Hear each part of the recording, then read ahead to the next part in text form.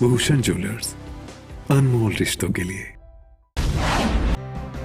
प्रदेश में लंबे इंतजार के बाद गुरुवार को जयराम कैबिनेट का विस्तार हुआ। मंत्रिमंडल में 3 नए मंत्रियों ने शपथ ली। कैबिनेट में पांवटा साहिब से सुखराम चौधरी, नूरपुर से राकेश पठानिया और घुमारवी से राजेंद्र गर्ग को शामिल किया गया है। ये तीनों पहली मर्तबा कैबिनेट में शामिल हुए हैं। इनमें राजेंद्र गर्ग विधायक भी पहली मर्तबा बने थे। राजभवन में सादे अंदाज में शपथ ग्रहण समारोह हुआ और राज्यपाल बंडारू दत्तात्रेय ने तीनों मंत्रियों को शपथ दिलाई। 3 नए मंत्रियों के शपथ के साथ ही मंत्रिमंडल विस्तार हो गया। जल्द विभागों में भी फेरबदल किया जाएगा। इसको लेकर मुख्यमंत्री जयराम ठाकुर ने साफ कह दिया है कि मंत्रियों के विभागों में फेरबदल होगा। जिन मंत्रियों के पास अधिक विभाग हैं, उन्हें नए मंत्रियों को दिए जाएंगे। वहीं मानसून सत्र बुलाने को लेकर मुख्यमंत्री ने कहा है कि 30 सितंबर तक कोरोना से कुछ राहत मिलती है तो मानसून सत्र करवाने पर विचार किया जाएगा। राजभवन में आज नए मंत्रियों के शपथ ग्रहण समारोह में मीडिया कर्मियों को अंदर जाने की इजाजत नहीं दी गई। सोशल डिस्टेंसिंग का हवाला देते हुए मीडिया को बाहर रोक लिया गया। लेकिन शपथ ग्रहण समारोह के बाद मंत्रियों के बाहर आते सोशल डिस्टेंसिंग की खूब धज्जियां उड़ाई गई। जगह जगह साए समर्थकों की नारेबाजी के बीच मंत्रियों ने भी सोशल डिस्टेंसिंग का ध्यान नहीं रखा।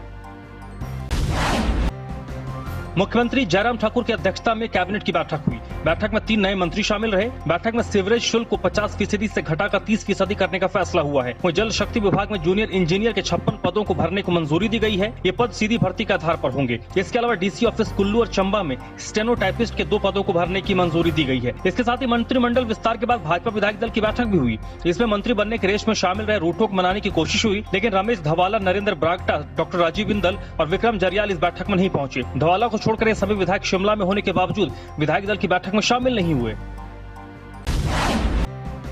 सचिवालय में कोरोना संक्रमण के 3 मामले आने के बाद भी एहतियात नहीं बरतने को लेकर सचिवालय कर्मचारियों ने नाराजगी जताई है। कर्मचारियों ने काम बंद कर गेट के बाहर विरोध प्रदर्शन किया। कई कर्मचारी नाराज होकर घरों को लौट गए। कर्मचारी यूनियन के अध्यक्ष संजीव शर्मा ने कहा कि अफसरशाही से बार बार आग्रह करने के बावजूद एहतियात नहीं बरता जा रहा है। वहीं बुधवार को कर्मी पॉजिटिव आने के बाद सचिवालय में कमरा नंबर 10 से 110 तक सील कर दिया गया। इसके अलावा कमरा नंबर 129, 128, 119 को सील कर दिया गया है।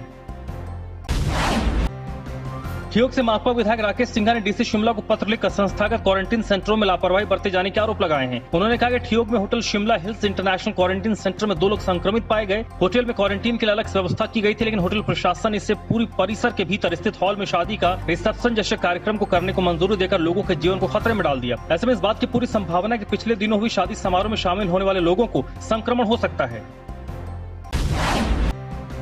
डीसी कांगड़ा राकेश प्रजापति ने कहा कि ई डिस्ट्रिक्ट प्रणाली से जिले में तहसील, उप तहसील में बनने वाले राजस्व प्रमाण पत्र बनाने के लिए अब ऑनलाइन आवेदन किया जा सकता है। इसके लिए आवेदनकर्ता को www.edistrict.hp.gov.in पर लॉगिन करना होगा। उपायुक्त ने नागरिकों से अधिक इस ऑनलाइन सुविधा का प्रयोग करने का आह्वान करते हुए कहा है, उप तहसील कार्यालय में सिर्फ दस्तावेज पंजीकर की सेवाओं के लिए विजिट करें।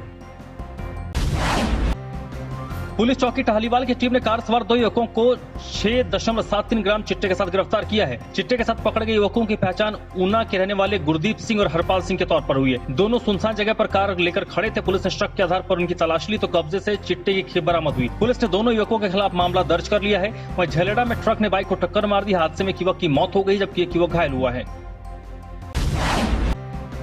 सेंज में एनएचपीसी चरण 2 के स्यूंड स्थिर पावर हाउस में बुधवार देर रात आग लग गई। आग लगने के कारण कई आधुनिक मशीनों के जलने से करोड़ों के नुकसान की आशंका है। परियोजना में बिजली उत्पादन भी बंद हो गया है। वहीं पावर हाउस में धुआं उठने से 2 कर्मचारी की तबीयत खराब हो गई, जिन्हें इलाज के लिए अस्पताल में भर्ती करवाया गया है। परियोजना प्रबंधन ने पावर हाउस को सील कर दिया है।